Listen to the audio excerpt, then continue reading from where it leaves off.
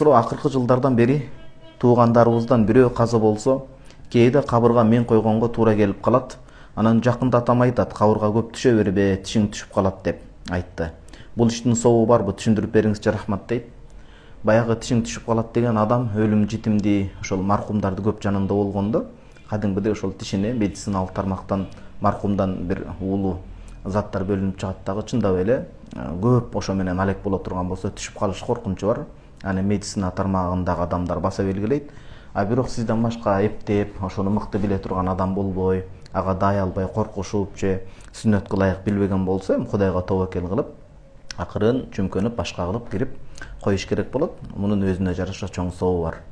Сунан Дару Кутни жана башка хадис булактарында пайгамбарыбыз саллаллаху алейхи вассалам айтат: ким жаназага барып катышса, бир ала тоодой, Ухуд тоосундай чоң сооп берилет, кыйрат.